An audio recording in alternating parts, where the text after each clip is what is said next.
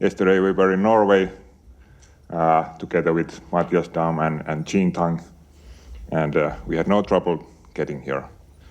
Our flight was scheduled 5:20 and we were in Helsinki at 11 o'clock.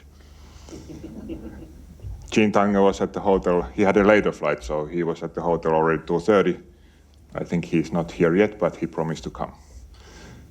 So no problem, he's only talking after the break. Okay. Maybe I stay out of the light so far. Okay, welcome to the OPC Day Finland 2024. Happy to host the 20th OPC Day here. So it's become a long tradition, and I could almost call it an institution. And I'm happy that we managed to also start the trend in the world to host these events.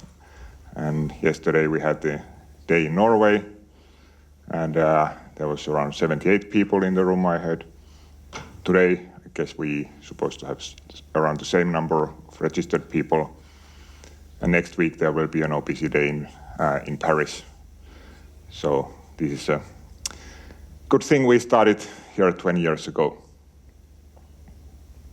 The OPC Day is arranged by the OPC Committee of Finland that is working in the Finnish Society of Automation. And I've been chairing the committee for the last 10 years. For the first 10 years, we had Professor Kari Koskinen hosting it. And Ilkka Seelonen has been a long time secretary, taking care that we have the papers in order, although we don't use paper anymore these days. And then I've had all of these fabulous colleagues with me organizing this event, having great discussions, what do we really want to hear each year. And Lauri Haapanen is our newest member, so he's highlighted here. He joined from Neste. But big thanks to the whole team for doing this all together.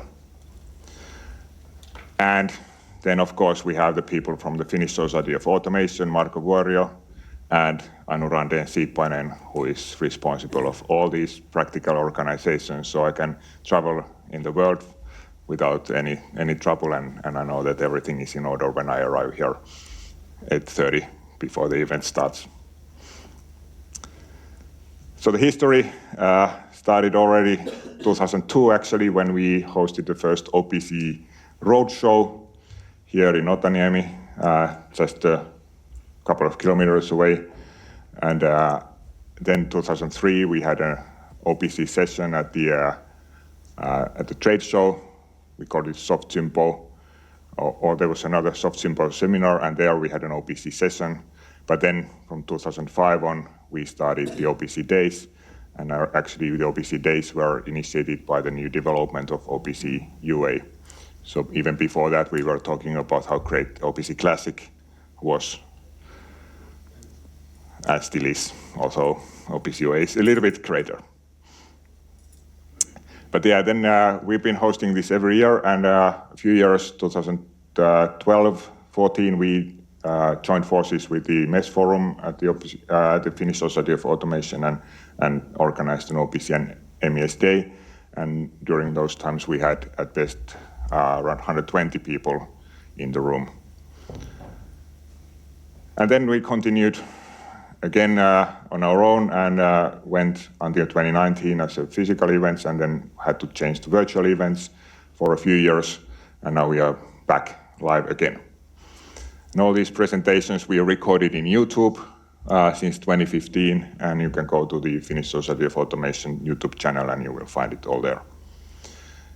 So we really started from 2005, so this is the 20th event if you do the math right. OPC Foundation adopted the idea and started arranging OPC Day Europe's 2011, and then we also went touring in North America, and Stefan also arranged events in Asia, and there's been a lot of local events like the OPC Day Norway yesterday. And the OPC Foundation also has been recording the presentation, so I recommend to look at the OPC Day international recordings from from the OPC Foundation website for this year and the past years. There's really great talks there. And the OPC Day Norway is organized by NFEA, the local organization committee. And in France, they have Gimelec that is hosting these events. The first day indeed was 2005, and Matthias Dam, who is our honored guest today again, was already there back then. Unfortunately, I didn't find any photos of that time, but the program is available. We had all the talks in Finnish, except I think Matthias was not talking Finnish. 2006, we had Jim Luth came over from US. Jim Luth is the chairman of the OPC UA working group. He's still hosting it. They've been doing it 20 years, running meetings every week on Tuesday. And Matthias was also joining again. And this was actually where we started some pictures from the roadshow 2002, which was hosted here at the university. So here you see Professor Koskinen sitting in the front row. And we already had some exhibition there as well, and even some hands-on session, what I remember. 2007, I found some pictures from a magazine. I have some copies of the old Automaatiovalle magazines. Here is Professor Koskinen discussing actually with Pasi Tuominen, the CEO of Vapais. So we started an initiative here in Finland to work on the OPC UA implementation for Java. There was companies like Process OPC, Vapais, Valmet, and institutions VTT, Tampere Technical University and Helsinki Technical University. And Jürgen Lange from Softing and Wolfgang Manke, who worked at ABB back then, was our guests. 2009, we got Dennis Brandl all the way from US. He's an ISO 95 expert, and it's just been, again, releasing some document about the digital factory in US, where Dennis was participating, and he's been online on this process all the time as well. Matthias was again our guest, this time talking about device integration.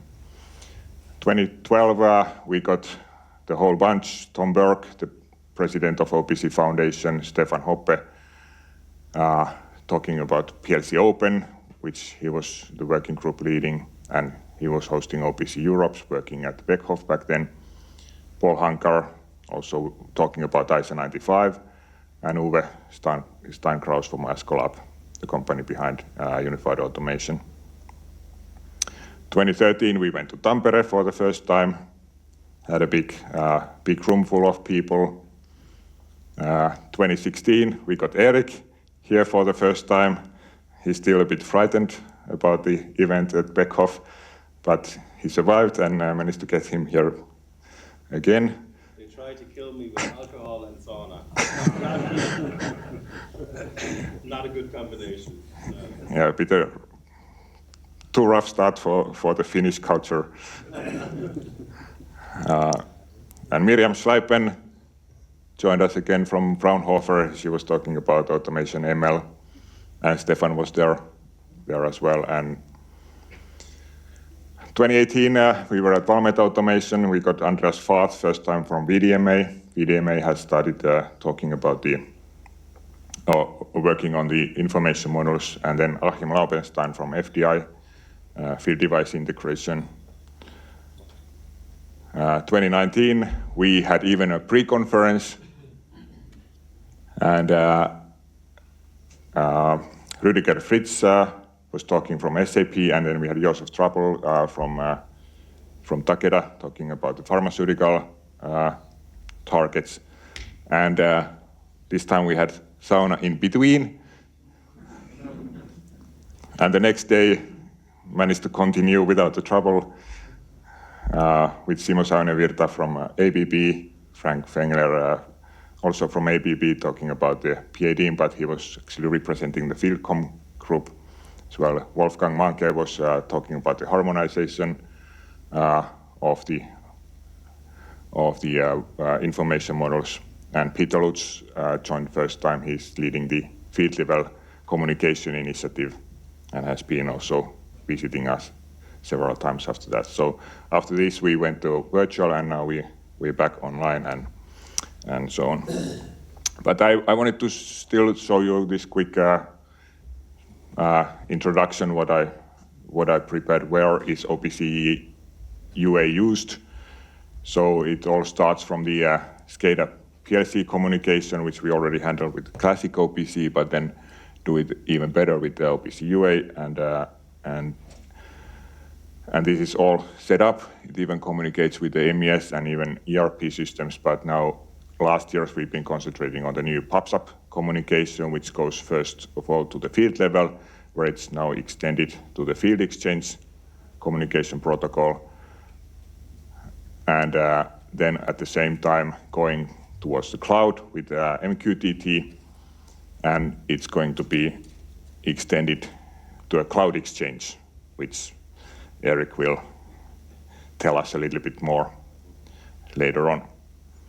And OPC UA can also be used to accomplish the unified namespace, which is the new term that many people talk about in the internet, which is more or less an idea, in my opinion, so far. But you can implement that with OPC UA, which define a bit more payload and standards for how to do the communication over MQTT. But the idea here is that you have like a broker-based communication within the factory, and maybe between the OT, IT, you collect all the information in one system, which could be an MQTT broker.